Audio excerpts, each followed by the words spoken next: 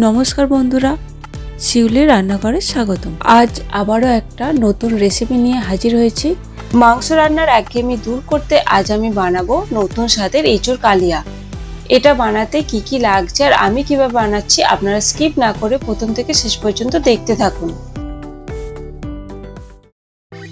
এঁচোড় কালিয়া বানাতে প্রথমে লাগছে এঁচোড়। আমার এখানে 1 কেজি এঁচোড় রয়েছে। ভালো করে ধুয়ে খোসা বাদ দিয়ে মাঝারি সাইজ করে কেটেছি। দেখুন এইভাবে কেটে নিয়েছি।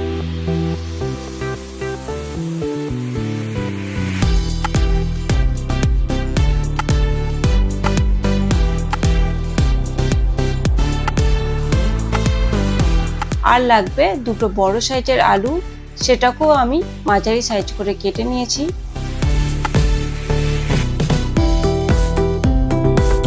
এরপর লাগবে পেঁয়াজ বাটা, আদা বাটা, রসুন বাটা, টমেটো বাটা, কাঁচা লঙ্কা বাটা। এবার আমি একটা পেস্ট বানিয়ে নেব।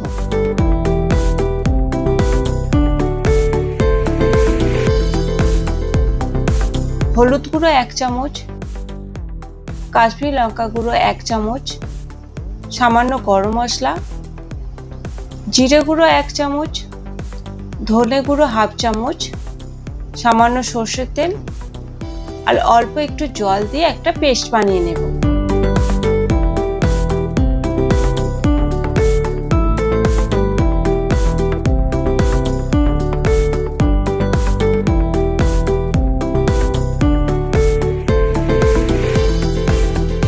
এবার আমি এঁচোড় আর আলু সেদ্ধ করে নেব। তার জন্য গ্যাসে কড়া বসিয়ে বেশ কিছুটা জল দিয়ে দেব, লবণ, হলুদ দেব,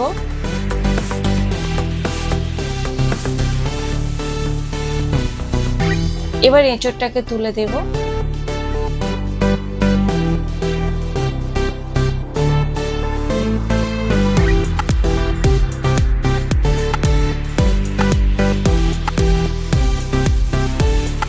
ঢাকনা দিয়ে হতে দেব 5 মিনিট।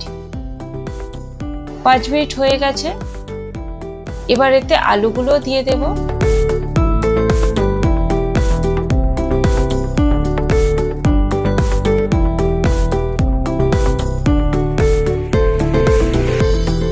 আরো 5 মিনিট সেদ্ধ হতে দেব।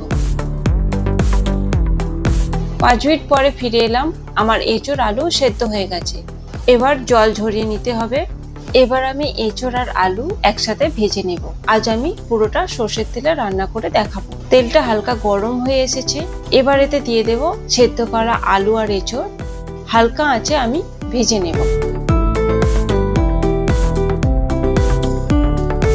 এপিট ওপিট করে ভালো করে হালকা আঁচে ভেজে নেব। ভাজা হয়ে গেছে। এবার একটা জায়গায় তুলে রাখবো।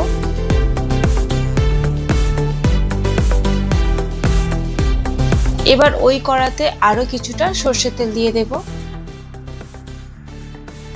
ফোড়নের জন্য দিয়ে দেব গোটা জিরে 4 চামচের 1 চামচ, দুটো শুকনো লঙ্কা, দুটো তেজপাতা আর কয়েকটা গোটা মশলা, এলাচ, দারচিনি, লবঙ্গ।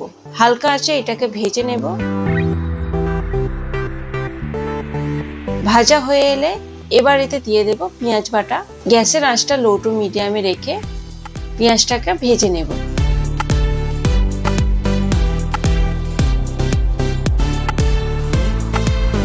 হালকা ভাজা হয়ে এসেছে। এবার এতে দিয়ে দেব আদা রসুন বাটা। এটাও একসাথে ভালো করে ভেজে নিতে হবে।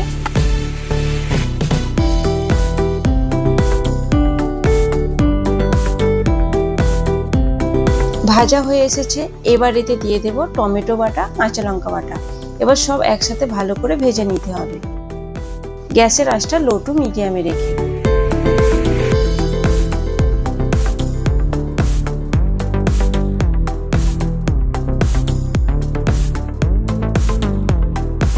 দেখুন এখনই তেল ছাড়তে শুরু করেছে।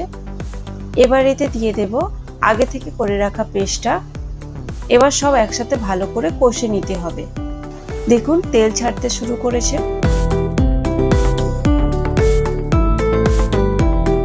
এবার এতে দিয়ে দেব স্বাদ মতো লবণ আর সামান্য চিনি। আবারও ভালো করে নাড়াচাড়া করে কষে নেব। মশলা যত কষবেন রান্নাটা তত ভালো হবে। কষা হয়ে গেছে, তেলও বেরিয়ে গেছে। এবার এতে দিয়ে দেব ভেজে রাখা এঁচোড় আর আলু। এবার মশলার সাথে ভালো করে মিশিয়ে নেব।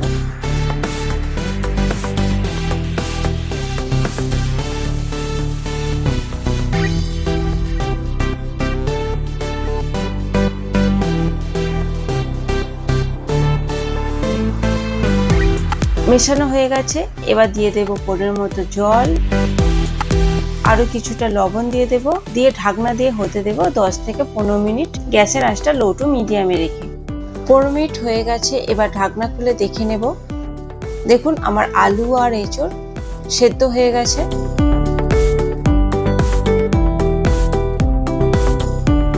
এবার ওপর থেকে ছড়িয়ে দেব গরম মশলা। আমার এঁচোড় কালিয়া তৈরি হয়ে গেছে, গ্যাসটা বন্ধ করে দেব।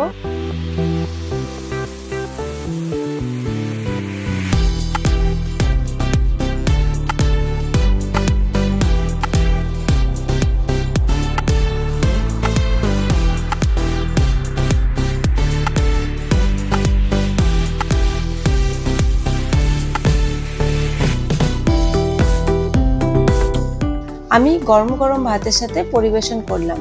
আপনারা চাইলে লুচি পরোটার সাথে পরিবেশন করতে পারেন। ভিডিওটা যদি ভালো লাগে লাইক শেয়ার কমেন্ট অবশ্যই করবেন।